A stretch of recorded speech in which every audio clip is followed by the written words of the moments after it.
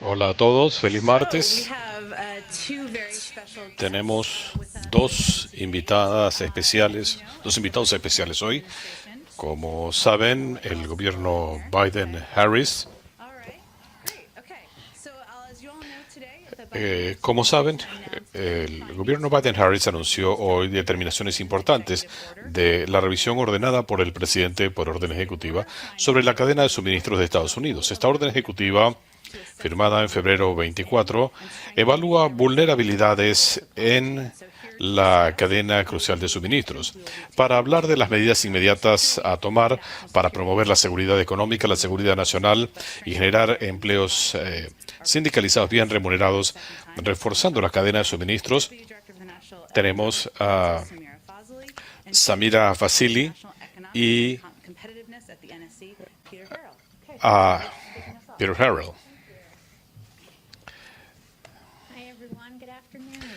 Hola a todos, buenas tardes.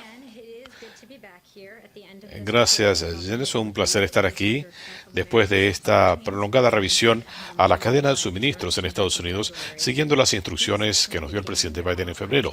Desde el comienzo dijimos que nuestro enfoque sobre la política de suministros tiene que ser parte integral de la estrategia económica del presidente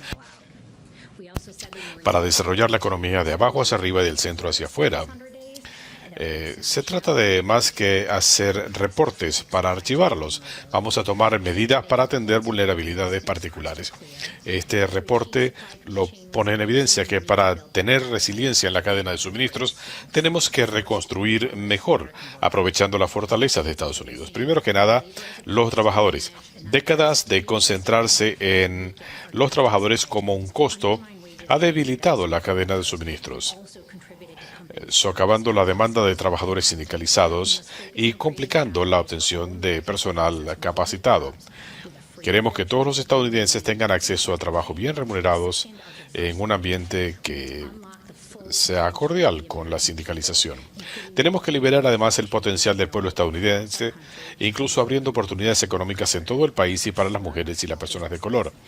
Tercero, en cuanto a pequeños negocios, queremos desarrollar un sistema saludable de proveedores y para ello tenemos que desarrollar la base manufacturera, mediana y pequeña, fundamental en la cadena de suministros. Cuarto, en cuanto a nuestras alianzas, tenemos que diversificar los proveedores internacionales, reduciendo los riesgos. Por demasiado tiempo, Estados Unidos ha tomado algunos aspectos de los mercados globales, especialmente el temor de la fuga de capitales, buscando regulaciones menos onerosas como algo inevitable. Esta percepción tiene que cambiar. Queremos trabajar con socios y aliados para reducir las vulnerabilidades en nuestras cadenas de suministro. Y finalmente, imaginación. Nuestro enfoque para la resiliencia en la cadena de suministros tiene que enfrentar amenazas emergentes en seguridad cibernética, problemas climáticos y otras medidas para reconstruir mejor. Es obvio que tenemos que actuar y hoy hemos hecho una serie de anuncios sobre ello, incluyendo en el ámbito farmacéutico.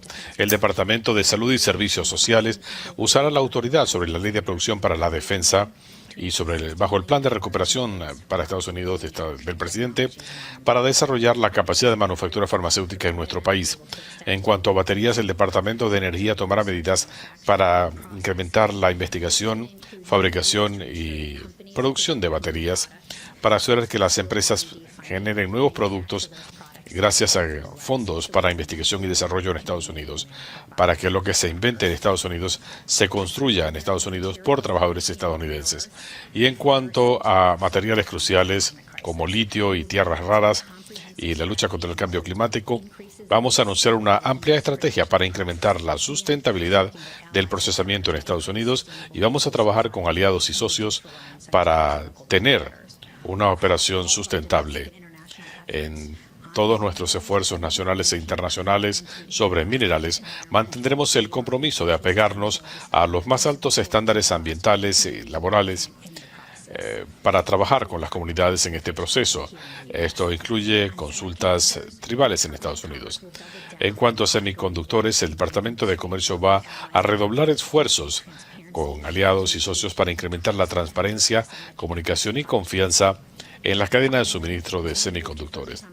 Finalmente, Al acercarnos a la revisión del primer año, el Departamento de Agricultura está asignando $4 millones para tener un sistema más justo y equitativo de distribución de alimentos. Tenemos además que enfrentar los problemas emergentes al mismo tiempo que seguimos trabajando en estas soluciones a largo plazo. Y es por eso que hoy estamos lanzando la formación de una fuerza de tareas para enfrentar los retos a mediano plazo en el sector de transporte, manufactura, agricultura y demás. Esto va a ser encabezado por los secretarios Buttigieg, Raimondo y Vilsack, y tendremos un enfoque integral para enfrentar las discrepancias entre oferta y demanda en Estados Unidos.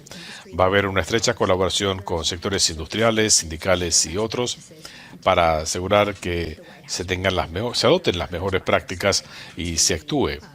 El gobierno será un socio activo en este proceso y todos vamos a trabajar de manera conjunta.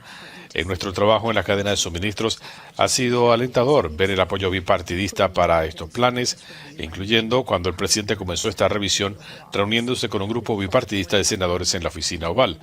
Estamos ansiosos por trabajar con el Congreso para poner en práctica estas ideas. Y antes de dejarles con mi colega Peter Harrell, quiero que sepan que nuestras determinaciones refuerzan el llamamiento del presidente a hacer una inversión de una vez en una generación en innovación e infraestructura nacional.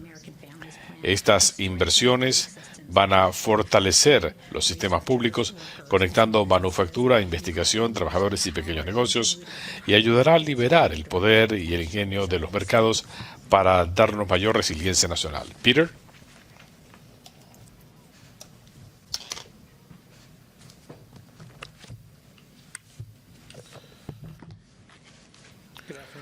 Buenas tardes. Gracias, Samira, y es un placer para mí estar esta tarde aquí.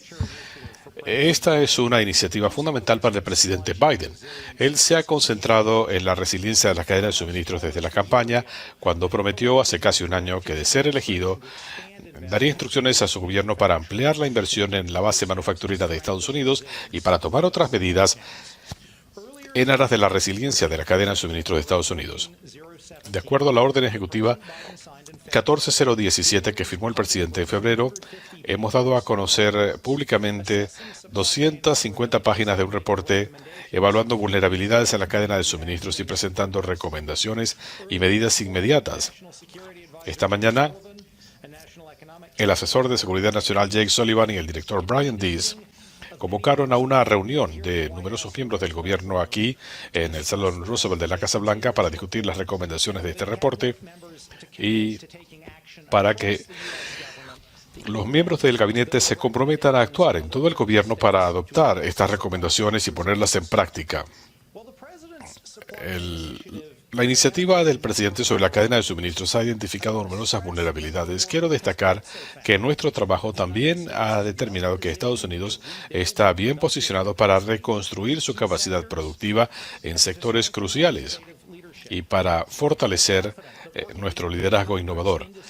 Confiamos en que trabajando con el Congreso, la industria, los sectores sindicales, podremos abrir nuevos caminos que garanticen la resiliencia, el crecimiento y la sustentabilidad en la economía estadounidense. Como dijo Samira, el presidente y el gobierno en su conjunto reciben con beneplácito el apoyo bipartidista en el Capitolio para las iniciativas para fortalecer la cadena de suministros del país. Samira hablaba de elementos específicos de política interna que anunció el gobierno hoy. Quiero referirme a algunas de las medidas que estamos tomando internacionalmente. Como dijo Samira, los aliados y socios de Estados Unidos son un factor de fuerza para nuestro país y queremos incorporarlos a este proceso de darle resiliencia a la cadena de suministros.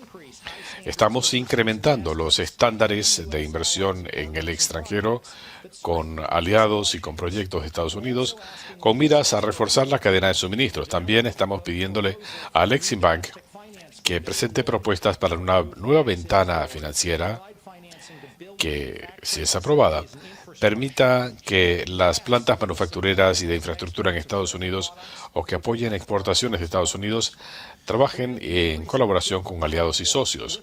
Vamos a incrementar la labor diplomática con nuestros aliados y socios en la seguridad de la cadena de suministros. Este será un elemento crucial en la agenda del viaje a Europa del presidente Biden esta semana, incluyendo su cumbre con los líderes de la Unión Europea a comienzos de la semana que viene, y ya es un elemento importante de las reuniones que tuvo el presidente con aliados clave de Estados Unidos en Asia. También el presidente va a presentarle a líderes globales propuestas para fortalecer la cadena de suministros. Finalmente, sabemos que al fortalecer la cooperación con nuestros aliados y socios, también tenemos que hacerle frente a prácticas comerciales injustas de naciones competidoras que han socavado la base industrial de Estados Unidos y nuestra seguridad en los suministros. Estamos lanzando una fuerza especial bajo el representante comercial de Estados Unidos para tomar medidas específicas para combatir las prácticas desleales. También le estamos pidiendo al Departamento de Comercio que evalúe medidas bajo la sección 232 sobre imanes de biodeno que se utilizan en motores y otras aplicaciones industriales para reducir nuestra dependencia foránea. Esto demuestra el tipo de medidas enérgicas pero puntuales que vamos a tomar para resolver estos tropiezos. Le agradezco a los miembros del gabinete y a su personal que han contribuido a este esfuerzo. Es un trabajo enorme y tendremos más que hacer en los días y semanas por venir. Vamos a poner en práctica estas recomendaciones que resume el reporte y vamos a llevar el proceso a una segunda fase que ya está en marcha y que consiste de amplios estudios de los riesgos en la cadena de suministros en los sectores industriales. Estos sectores industriales serán objeto de un reporte que se dará a conocer el año que viene. Ha sido un honor para todos nosotros trabajar en esta iniciativa y ciertamente hablaremos de esto regularmente a medida que nuestro trabajo continúa. Gracias y vamos a responder un par de preguntas. ¿Puede hablarnos un poco acerca de esta fuerza de tareas sobre la cadena de suministros? ¿Esperan ustedes que esta fuerza presente propuestas en tiempo real o van a reportar sobre casos puntuales? ¿Cómo vislumbran su trabajo?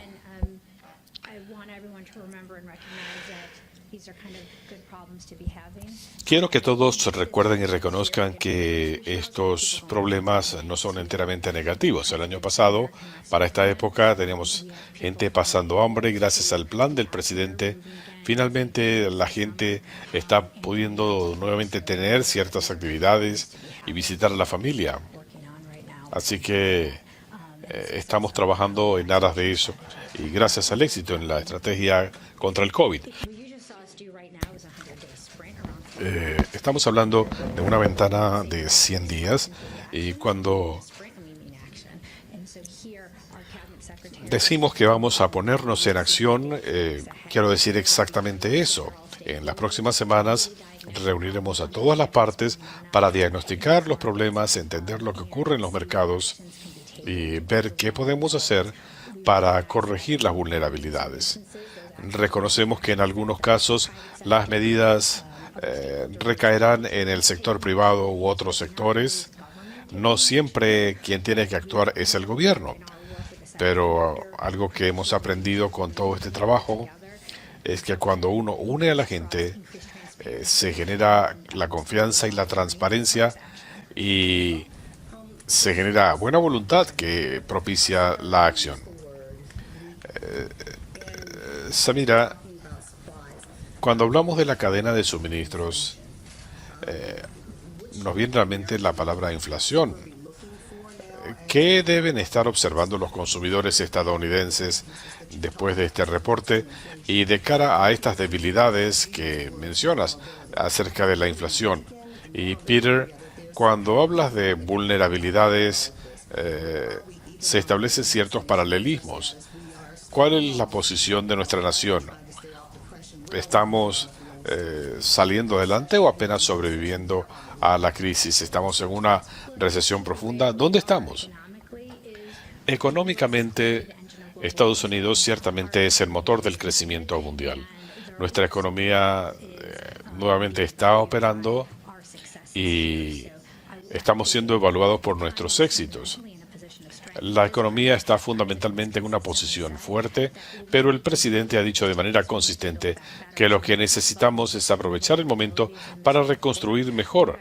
Así que cuando hablamos de esto en el reporte, estamos identificando problemas estructurales de larga data y por eso el presidente ha estado haciéndole un llamamiento al Congreso para que actúe. Esta es una inversión transformadora que nos va a ayudar a crecer de abajo hacia arriba y del centro hacia afuera. ¿Les preocupa la inflación? En cuanto a los embotellamientos económicos que vemos, hay una dislocación de precios, aumentos provisionales en ciertas áreas, pero siempre anticipamos que esto sería algo pasajero. Estos problemas no son enteramente negativos. Gracias al éxito de nuestras campañas de vacunación, la gente estaba lista para reanudar la demanda, pero pensamos que los reveses serán transitorios. ¿Dónde estamos económicamente? ¿En una recesión profunda, estancamiento?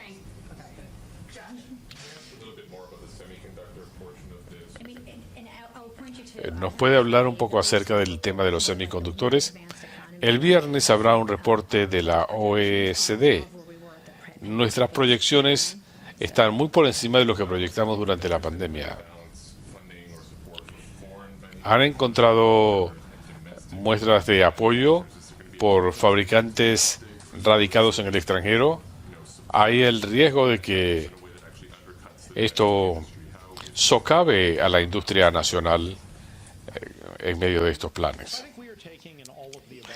Creo que estamos adoptando una estrategia integral para ampliar la fabricación de semiconductores en Estados Unidos y en el extranjero.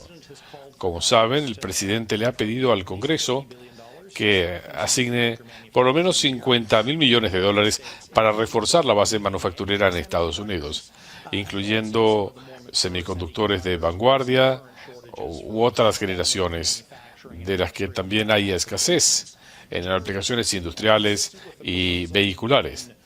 En términos generales, la propuesta en el Congreso sugiere que esperemos cómo invertir en empresas estadounidenses aquí en Estados Unidos. Ya hemos visto algunos anuncios en este sentido, anuncios de Intel, de expendios de alcohol, de múltiples empresas. Pero no solamente son ellas, las mujeres, quienes tienen esta deuda. La estrategia no habla de ampliar la capacidad, sino también de trabajar con nuestros aliados y socios. Ayer, por ejemplo, el fabricante de autopartes Bosch abrió una planta de semiconductores en Alemania. Esto va a ayudar a aliviar algunas de las vías de escasez que enfrentamos en Estados Unidos. Esperamos ver un incremento considerable en producción en los próximos años. En esta área también vemos oportunidades. Pregunta fuera de micrófono. Esperamos que haya incentivos de manera competitiva para las empresas que quieren trabajar con Estados Unidos. No sé decirle cómo se va a poner en práctica el programa si es 100% aprobado en el Congreso. ¿Qué piensan hacer que no se haya hecho hasta ahora? La fuerza de tareas es un vehículo para equilibrar múltiples de nuestras ofertas, pero también se concentra en la demanda de suministros.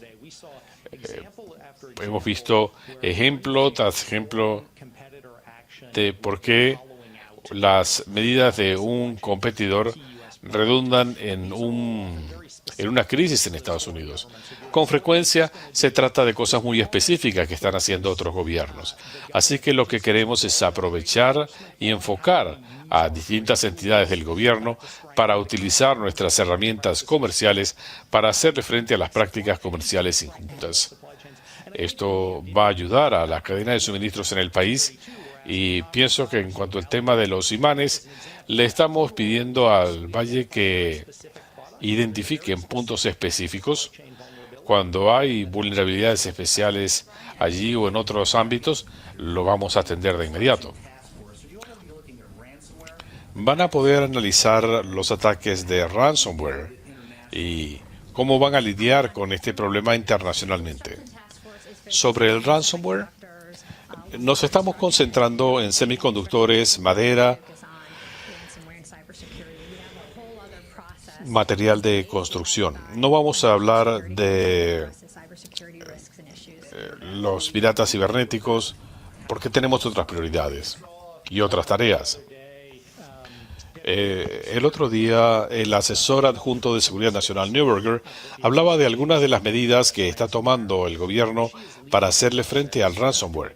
Ella encabeza un proceso para identificar y cerrar vulnerabilidades que nos afectan. Uno de los puntos que hemos estado analizando en nuestra cadena de suministros sobre estos productos y sobre la base industrial es el tema de los riesgos de seguridad cibernética. Obviamente, estos problemas pueden afectar la cadena de suministros, pero la señora Neuberger está encabezando la respuesta sobre este tema. ¿Serán dos cosas separadas? Yo no diría que son silos. Trabajamos muy de cerca. Peter y yo hemos estado juntos aquí varias veces y trabajamos en temas donde la realidad lo amerita. Así que, como verán, trabajamos juntos para ver cómo podemos combinar nuestro poder y herramientas individuales para obtener los mejores resultados. El gobierno va a trabajar para separar contratos para que las empresas medianas y pequeñas de minoría puedan competir. Nosotros estamos muy concentrados en asegurar que seguimos con nuestra agenda de reconstruir mejor. Nosotros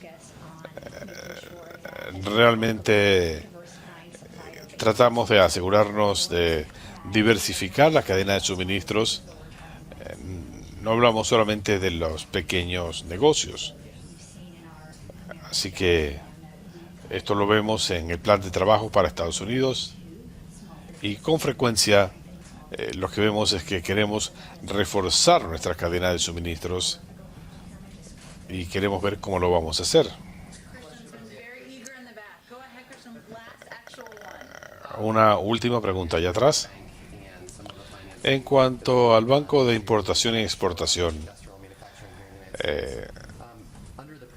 bajo el gobierno anterior, China era uno de los principales destinos de exportadores estadounidenses.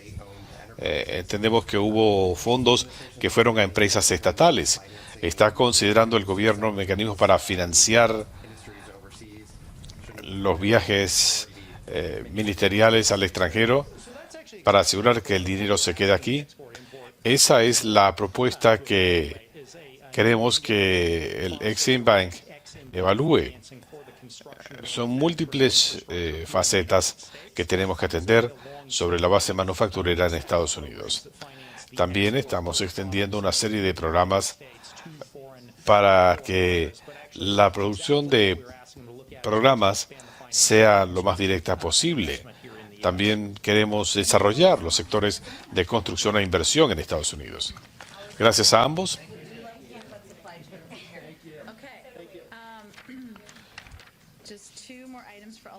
Otro par de puntos para comenzar. Ayer en Ciudad de Guatemala se firmó un acuerdo bilateral con el presidente de Guatemala. La vicepresidenta anunció un esfuerzo para trabajar con Guatemala anticorrupción, la violencia y sobre México. Hoy habrá una reunión con el presidente López Obrador para hablar de seguridad económica y otros temas de interés. El presidente Obrador entiende que es importante desarrollar una alianza estratégica y el vicepresidente también se va a reunir con líderes comunitarios antes de regresar a Estados Unidos. Otro punto a añadir, más noticias en la lucha contra el COVID-19. Hoy la Fundación Mastercard prometió donar $1.300 millones para desarrollar problemas puntuales y va a enviar personal a distintos lugares de África. Esta es una tecnología muy avanzada para desarrollar vacunas efectivas para por lo menos 50.000 personas y para llenar las áreas públicas con miles de comensales. Este es un agregado bien recibido. Cuando la semana pasada muchos de nosotros tuvimos que lidiar con contagios de COVID, esta vez habrá que tenga que compartir habitación con otras delegaciones. ¿Se refiere a los fondos? No tengo la cifra concreta, pero se trata de fondos para la versión africana de los Centros para Control de Enfermedades. La distribución se hará a través de ellos. El presidente y la senadora Capito ya tuvieron su conversación y nos puedes decir algo. Todavía no lo han hecho, pero van a conversar esta tarde. El presidente está ansioso por continuar la discusión con la senadora. Agradece su trabajo de buena fe en las últimas semanas. Hemos indicado que si bien el presidente ha recortado considerablemente su propuesta inicial sobre el plan de empleo para Estados Unidos, la oferta más reciente que vemos del grupo de la senadora Capito no cubre las necesidades esenciales de prepararnos para un futuro de energía limpia. Así que hoy van a conversar sobre qué más hay que hacer y cuál es el camino de aquí en más.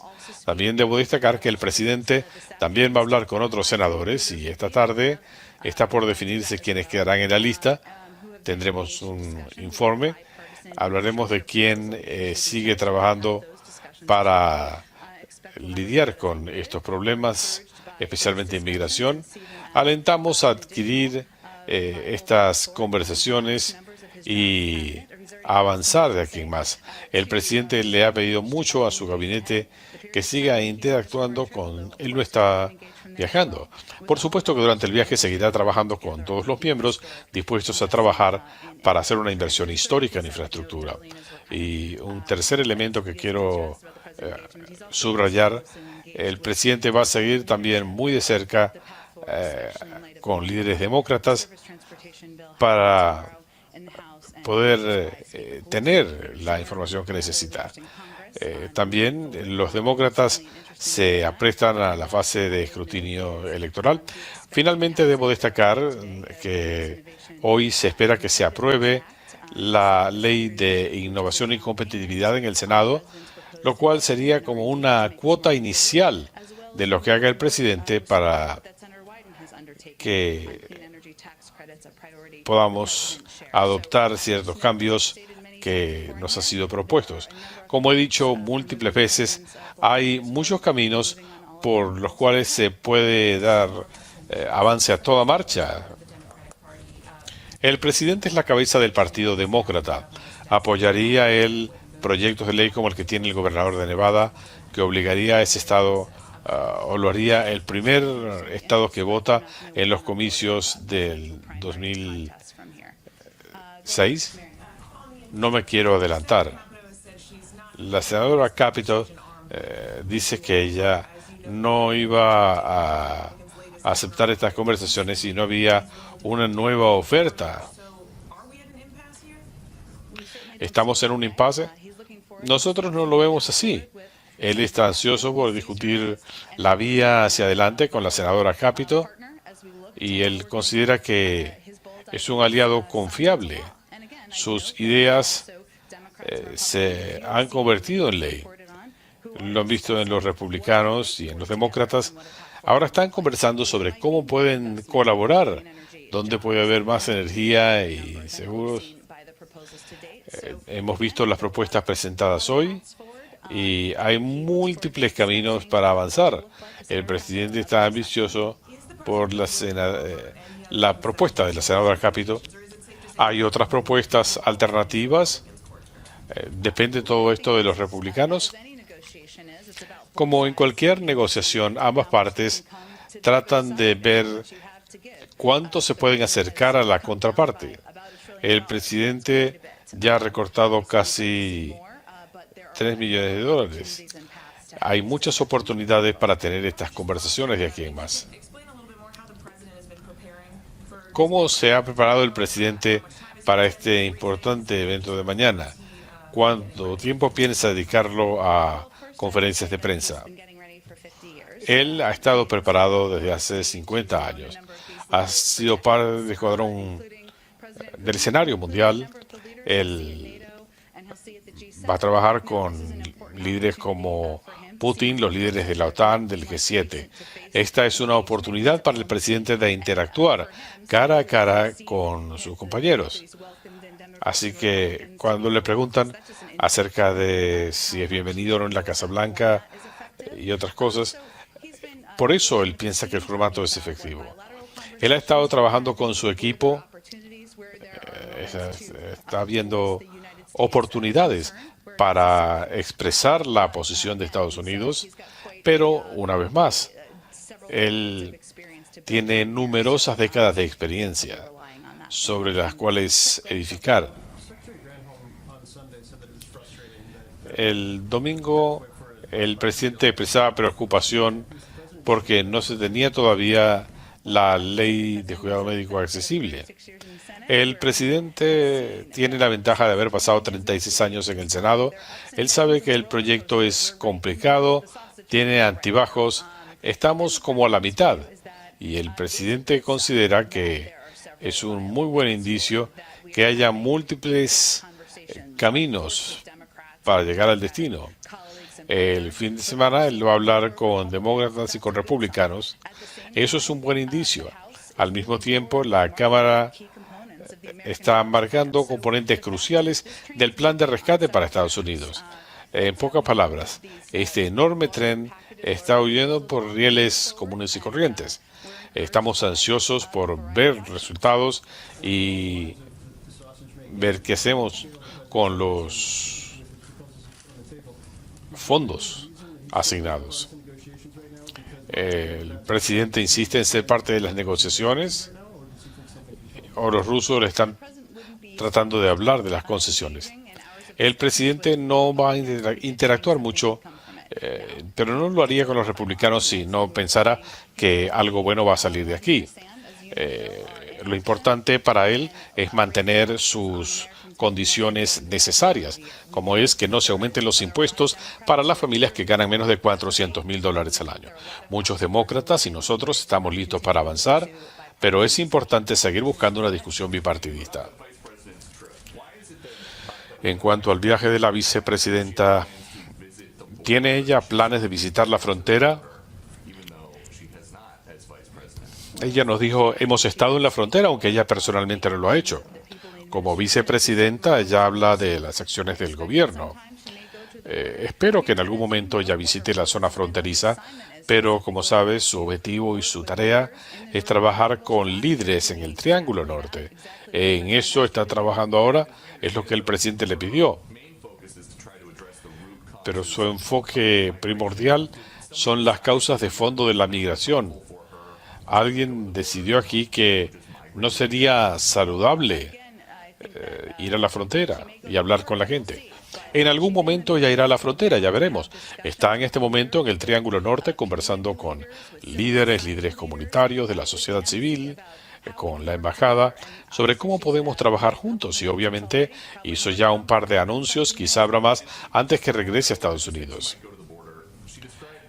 Cuando usted dice que pudiera ir a la frontera, ella lo describía como la gran cosa. ¿Por qué? Nuestro enfoque con este viaje es reunirnos con líderes, hablar de las condiciones subyacentes los casos humanitarios. Eso es lo que ella ha estado haciendo y tengo la certeza que le va a informar al presidente apenas regrese. Sobre infraestructura, usted habló de algunas de las llamadas telefónicas del presidente. El presidente quiere que los demócratas busquen un proceso de reconciliación y se preparen para ello como una opción. Los demócratas ya están identificando segmentos cruciales del texto, aun cuando los demócratas puedan querer este reconocimiento. Tendremos más detalles que darles después que terminen las conversaciones. Pero nada que decir sobre plazos ni nada. Mire, para estar claros, el presidente siempre va a seguir buscando oportunidades de trabajar con los republicanos al margen de la dinámica que se opere en la Cámara. Esperamos, francamente, que haya múltiples caminos que avanzan por diferentes canales para conseguir la aprobación del plan de empleo para Estados Unidos. En la frontera, escuchamos al presidente decir que este era un tema de gran importancia, pero hasta la misma vicepresidenta y otros demócratas le están diciendo a los migrantes que no vengan. Ocasio-Cortez ha criticado el procesamiento de asilados. ¿Y qué dice la Casa Blanca a esas críticas, particularmente de los socialistas? Primero que nada, sí, es así. Y parte de nuestro enfoque y de la presidenta y vicepresidenta es incrementar el procesamiento de asilados en la frontera. Y esperamos que los republicanos estén allí, porque hasta ahora había sido difícil, si no un reto, el llevar funcionarios a la frontera. Lo que fue a decir allí la vicepresidenta es que hay trabajo por hacer, los sistemas no todos están operativos, como he dicho muchas veces antes, pero necesitamos más tiempo para hacer el trabajo pendiente y poner las cosas donde deben estar. Bueno, en base a lo que hemos visto, se va a trabajar en la respuesta a emergencias, condiciones de seguridad. Su reacción sobre estas fallas de seguridad fue muy evidente. Voy a retirar que los acontecimientos del 6 de enero fueron un asalto a la democracia y el imperio de la ley. El presidente ha pedido una investigación plena de lo ocurrido. En cuanto al reporte, nuestro equipo está revisando el reporte como parte de un esfuerzo continuo para que esto no suceda. Y qué mejor papel que el del gobierno federal, teléfonos para identificar quién reportó qué, quién sería un buen aliado en este proceso. También quiero destacar que en su primer día completo en el cargo, él lanzó una revisión sobre cómo mejorar la respuesta del gobierno federal a la amenaza del terrorismo doméstico. Él lo mencionó también cuando estuvo en Tulsa y la estrategia se dará a conocer muy pronto. El FBI todavía no ha liberado, la FDA no ha soltado aún los millones de dosis de vacunas que están aún almacenadas. La compañía no va a compartir las contraseñas de este lote para que pueda ser vendido, o lo van a hacer. El presidente necesita cumplir sus promesas. No puedo establecer un cronograma de plazos aquí. Ya veremos cuándo y cómo se aprueban las cruces.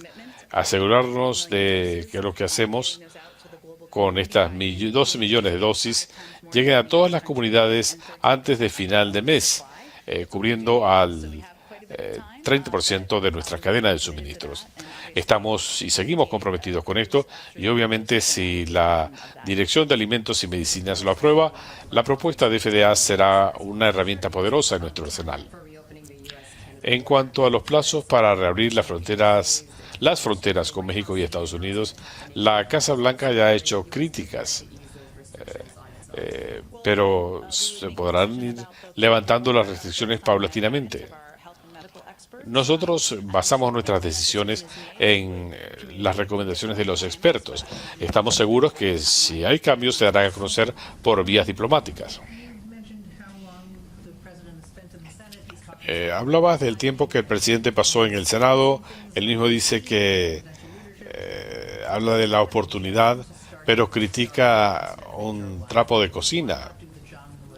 Eh, Pienso que él ha sido muy abierto a lo que los líderes demócratas ven como la salida y vamos a trabajar en estrecha coordinación. Hay una diferencia de opinión en esto. Bueno, no vamos a fungir de árbitros. Ya veremos cuál va a ser el camino a seguir. Y mi segunda pregunta, en cuanto a infraestructura y la gente con la que va a hablar hoy, una de ellas Mitt Romney.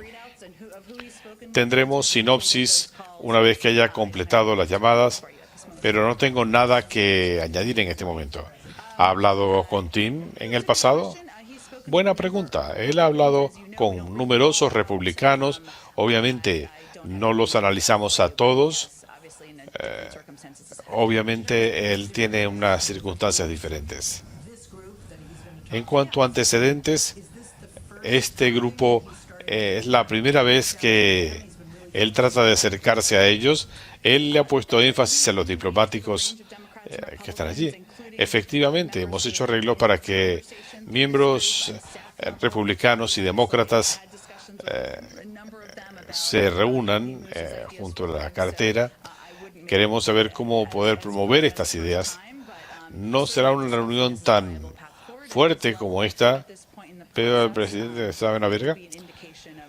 El presidente quiere saber qué pasa con el liderazgo demócrata. Lo que dijo Pelosi en los últimos días. Quieren poner en foco esta propuesta, la resolución número 1 de la Cámara. ¿Cuál es el cronograma? ¿Qué significa esto? ¿Cuál es el lenguaje que se va a seguir? No creo que esto esté languideciendo, no lo vemos así. El presidente encabeza este esfuerzo.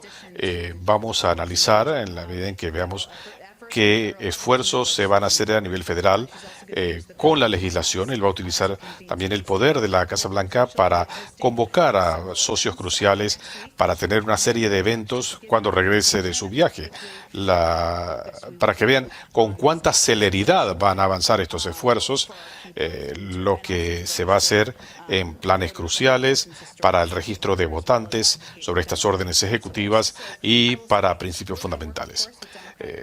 Vamos a trabajar con líderes de ambos partidos, aunque haya diferencias sobre cuál será la prioridad, pero no vamos a esperar. Vamos a utilizar la Casa Blanca cuando sea necesario. Cuando el presidente estuvo en Tulsa esta semana, habló de los derechos a voto. El presidente va a ver cómo se pueden poner en práctica estas órdenes ejecutivas ya firmadas. Las firmó a comienzo de su gestión y él va a ver cómo utilizar toda la autoridad a su disposición para ampliar el acceso a registro de votantes, información electoral, brindar asistencia a los estados bajo la ley de registro de votantes, modernizar vote.gov, analizar barreras para el voto de personas discapacitadas, ampliar el acceso al voto para militares en servicio activo y votantes en el extranjero. Debo destacar que no estamos atados a una sola opción. Obviamente se va a seguir insistiendo, pero utilizaremos el poder de convocatoria de la Casa Blanca para adoptar estas medidas ejecutivas.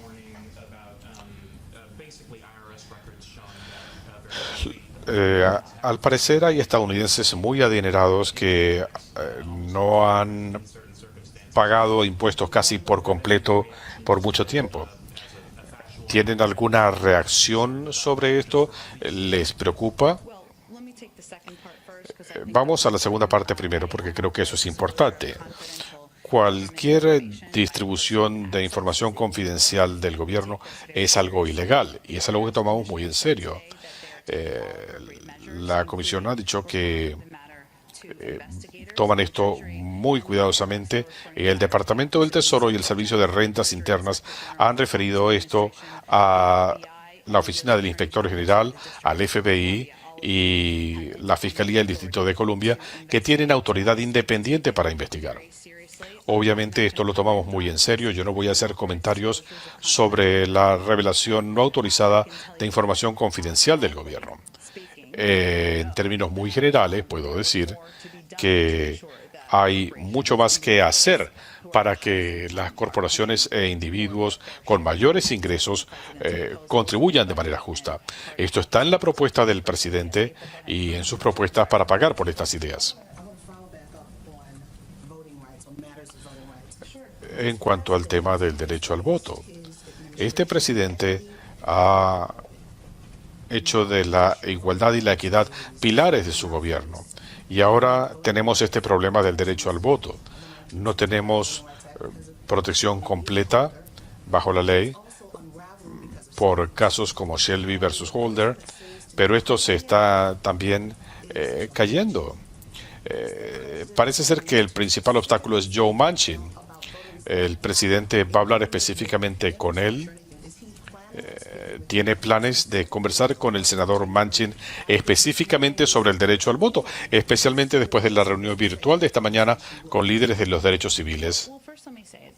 Bueno, primero que nada, déjame decir que fue alentador ver al senador Manchin reunido con grupos pro derechos civiles hoy. Esto demuestra que están trabajando con seriedad y que reconocen la importancia de este tema. Cuán en serio toman el tema del derecho al voto y otras áreas. Como hemos mencionado, las conversaciones van a continuar. Ciertamente, espero que cuando el presidente el derecho al voto, pero con frecuencia cuando habla con miembros del Congreso se discuten múltiples cosas, puntos de convergencia y de divergencia. Pero la vicepresidenta Harris tiene esta tarea en su portafolio. Pero ¿en qué momento el presidente tendrá que tomar el timón por sí mismo? Porque si esto no sucede antes de las próximas elecciones, esto será un hecho consumado. Bueno, tú estuviste con el presidente en Tulsa. Le escuchaste hablar apasionadamente de el derecho al voto, cuán importante considera que es esto para el futuro de la democracia, su gobierno y su liderazgo. El discurso fue cubierto ampliamente, se consideró como un momento histórico al que no se le ha prestado toda la atención que amerita. No estamos esperando. Como digo, vamos a seguir insistiendo en medidas federales, en acciones que el presidente pueda promulgar. No podemos hacer esto con una varita mágica. No funciona así y con razón. Pero el presidente también ha firmado estas medidas ejecutivas desde muy temprano porque él no quería ninguna dilación en asistir a los estados para modernizar los recursos para votantes, analizar barreras para la votación y todas estas medidas que él ha tomado se seguirán poniendo en práctica. También debo destacar que al pedirle a la vicepresidenta que tenga un papel fundamental en esto, cosa que también ella pidió, es un mensaje claro de cuán prioritario es esto para el presidente. Ellos almuerzan juntos regularmente, trabaja directamente con él y ella apenas regrese de su viaje se va a reunir con gente y va a plantear estos temas también desde su propia plataforma. En cuanto al proceso de reunificación, se hablaba de 3.900 niños separados de sus familias, pero aún no hay una confirmación de reunificación para más de 2.000 niños. ¿Qué significa esto? Que no haya un récord de reunificación. ¿Sabe el gobierno dónde están estos chicos? Bueno, como sabes, uno de los retos de esta tarea cuando llegamos al gobierno era la falta de registros. Sabíamos que esto iba a tomar tiempo para manejar el proceso de reunificación de la manera más cuidadosa posible. Gracias a organizaciones no gubernamentales, más de 1.700 niños fueron reunificados con sus padres en Estados Unidos. En los últimos 30 días, gracias a esta coordinación, otros 7 niños fueron reunificados con sus padres, lo que lleva el número total a 1.786. En cuanto a dónde vamos a partir de aquí, yo la remitiría a la Fuerza de Tareas para que expliquen su terminología. Sabemos que ha habido un problema con las estadísticas, con los registros, pero ciertamente el Departamento de Seguridad Nacional sería su fuente. Así que usted no sabe si el gobierno está al tanto de dónde están estos niños. Eso no es lo que dije. Dije que esto lo maneja el Departamento de Seguridad Nacional y la estoy remitiendo a ellos para que le den una definición más clara de qué es lo que quieren decir. En cuanto al Departamento de Justicia, el presidente Biden acusa a su predecesor de usar al Departamento de Justicia como su oficina legal privada. Está decepcionado que el Departamento de Justicia esté coincidiendo con políticas del gobierno de Trump. El presidente cree en la independencia del Departamento de Justicia. La Casa Blanca no fue consultada por el Departamento de Justicia en su decisión al preparar este documento. Sigue existiendo la independencia, entonces, aunque el Departamento de Justicia defiende la posición del presidente anterior. Considera que cuando el Departamento de Justicia defiende la posición del expresidente Trump, ¿sigue defendiendo la independencia del Ejecutivo? Él está permitiendo que el Departamento de Justicia tome decisiones sobre acciones legales por su cuenta. La independencia es en cuanto a cómo ve este presidente el Departamento de Justicia. El presidente ha sido muy claro. Como decíamos, él ha expresado claramente sus puntos de vista sobre los comentarios de su predecesor, de su lenguaje y su actuación en este sentido. Creo que no tengo nada que añadir, Brian, sobre litigios en marcha. Las interrupciones de Internet en la mañana de hoy, ¿hay algún indicio que esto haya sido algo más que un tropiezo técnico? ¿Es este un tema de seguridad nacional? Hay una declaración sobre esto, no tengo nada que añadir de parte del gobierno federal. Con miras al G7, el presidente quiere hablar con el G7 sobre la necesidad de vacunar a la población mundial para fines del 2022. Europa no está avanzando tan rápido en este sentido. ¿Hay alguna meta específica que el presidente quiera llevar al G7? Bueno, estén atentos, ya veremos qué viene en los próximos días. Ciertamente van a escuchar más del G7 y no me quiero adelantar. Lo que sí puedo decir es que Estados Unidos llega al G7 con una posición fuerte, con un elevado porcentaje de nuestra población vacunada, con el mayor donativo de dosis al mundo, más que cualquier otro país. Este tiene que ser y es un esfuerzo global. Eso se discutirá en el G7 y en los próximos días tendremos más que decir.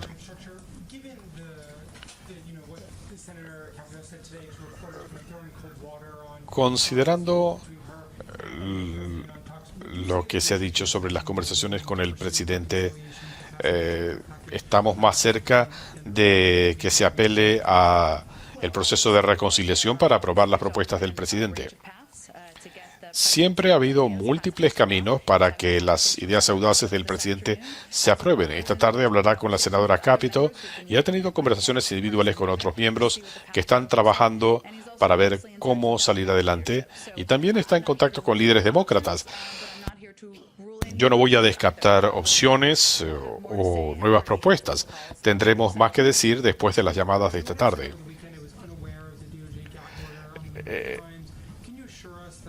¿Puede asegurar que no hay otras limitaciones impuestas a departamentos o a medios por el Departamento de Justicia? El Departamento de Justicia compartió esta información públicamente con nosotros, pero no hay otras órdenes de restricción. Esta es la última notificación que tenían que dar. Senador Whitehouse, el senador Whitehouse decía que le preocupaba el futuro.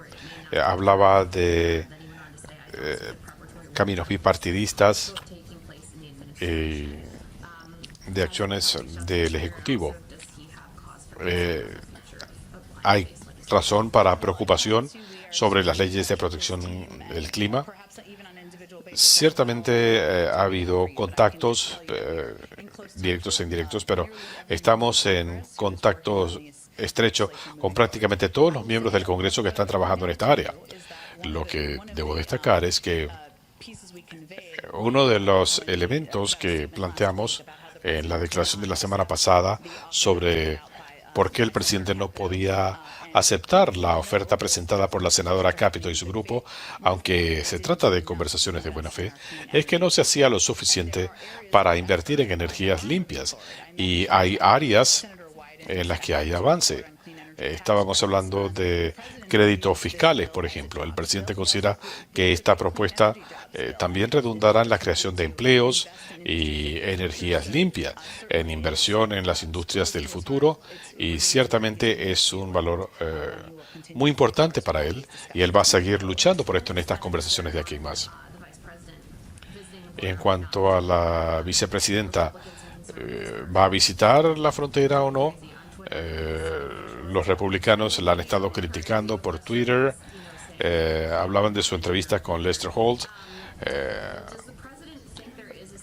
¿Considera el presidente que ella debería visitar la frontera? Y frente a estas crecientes críticas, ¿fue esto un factor para enviarla a este viaje?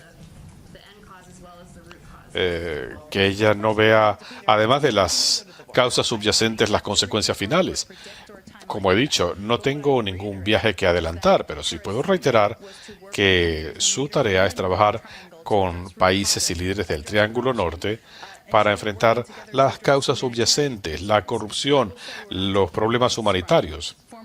Nosotros no vamos a escuchar consejos del expresidente Trump o de muchos republicanos que nos critican después de haber creado el problema que heredamos con el tema de la migración en el último año. Así que no vamos a seguir la pauta de ellos, pero si se trata de soluciones y propuestas constructivas, ella ciertamente lo hará. En cuanto a infraestructura, dicen que la Casa Blanca ha trabajado en 3 áreas de infraestructura, incluyendo el escuchar ideas de otros legisladores. Creo que fue así como usted lo definió. Para aclarar, esto se lo preguntaron antes, pero el equipo bipartidista que incluye a los senadores Manchin, Romney y Corbyn. Si las conversaciones con la senadora Capito no avanzan, dejarían de negociar con ese grupo y se irían con este otro grupo de republicanos y demócratas. Dependerá de ellos decidir a qué grupo se quieren sumar. Damos la bienvenida a todos los que quieran ser parte de estas conversaciones. Vamos a ver a dónde conduce esto. La prensa hará sus propias determinaciones. ¿Pero están conversando con ellos? Sí. Y mi segunda pregunta es específicamente, ¿qué propuestas específicas tiene la Casa Blanca en su contraoferta para reducir el costo del programa, reduciendo casi $1 billón? ¿Qué es lo que queda en la propuesta del presidente y todavía es posible costearlo? Invertir en atención a las personas es un área por la que el presidente sigue luchando y él quiere que esto sea promulgado. Pero esto no es parte de lo que están negociando. Eso no es lo que he dicho. Solo es que no tengo más detalles.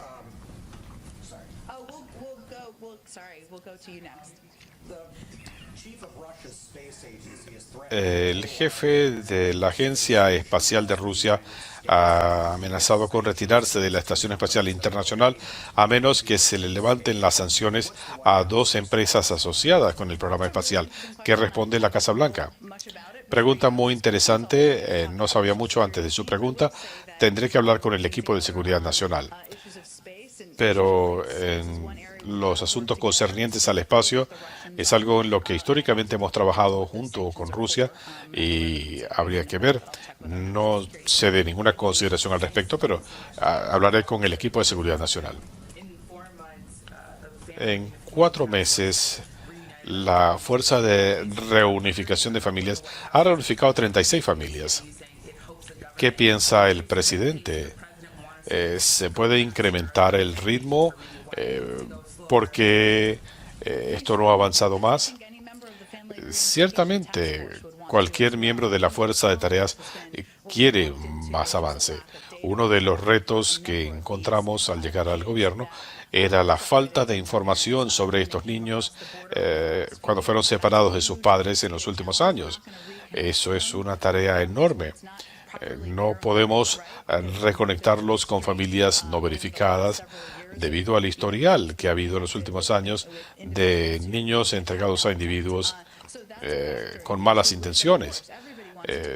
Por supuesto que todo el mundo quiere darle más celeridad al proceso, quiere que estos niños sean reunificados con sus familias, con familias verificadas, pero estamos trabajando para resolver estos problemas y sabíamos que este problema existía desde el comienzo. ¿Piensan que el ritmo se va a acelerar?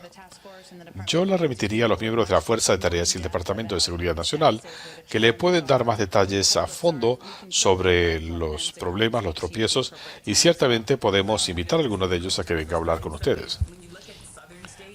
Cuando uno ve los estados del sur estar un poco a la saga en tasas de vacunación, ¿tiene el presidente un plan especialmente dirigido a los estados sureños para tratar de acercarse a la meta de 70% de vacunados para el 4 de julio? Hay distintos grupos de edad, distintos grupos demográficos y geográficos en el país, cada uno con distintos ritmos de vacunación. La tasa de vacunación entre los ancianos es muy alta, más de 70% para gente de 40 años o más, pero aún no está donde quisiéramos que estuviera. La gente de menos de 40 y en algunas partes del país. Así que esta es una vasta campaña de un mes para dar incentivos para la vacunación. Estamos trabajando con el sector privado, estamos trabajando con comercios locales, brindándole incentivos a la gente joven, gente que ha vacilado hasta ahora para vacunarse. Así que seguimos empujando para alcanzar nuestra meta del 70%. 13 estados ya han llegado a ese punto. A fin de cuentas, dependerá de cada estado y de cada individuo el vacunarse para llegar a ese punto. Algunos progresistas están tildando al senador Manchin de ser el nuevo Mitch McConnell, lo tildan de obstruccionista para la agenda de Biden. ¿Qué piensa el presidente? ¿Le preocupa que los liberales terminen alienando al senador Manchin o coincide con ellos? Mire, vamos a dejar que sean otros los que intercambien insultos. El presidente no está de acuerdo con el senador Manchin en el tema del derecho al voto y en otras áreas. El presidente va a seguir insistiendo en que esto es importante porque esto es vital, es importante para nuestra democracia y vamos a seguir buscando maneras de trabajar con el senador Manchin, aunque haya puntos de divergencia. ¿Le preocupa que puedan terminar hastiando al senador Manchin o que lo tilden como el nuevo Mitch McConnell? Yo no puedo hablar del impacto personal en el senador Manchin. Él se siente muy orgulloso de su independencia, ha hablado de eso incluso en una nota editorial este fin de semana. Mucha gente considera con mucha pasión el tema del derecho al voto, de facilitar la votación. Esto se manifiesta de múltiples maneras, pero habría que preguntarle al senador Manchin. Él es una persona mucho más fuerte que eso. A los que vienen en el viaje, nos veremos allí. Gracias a todos.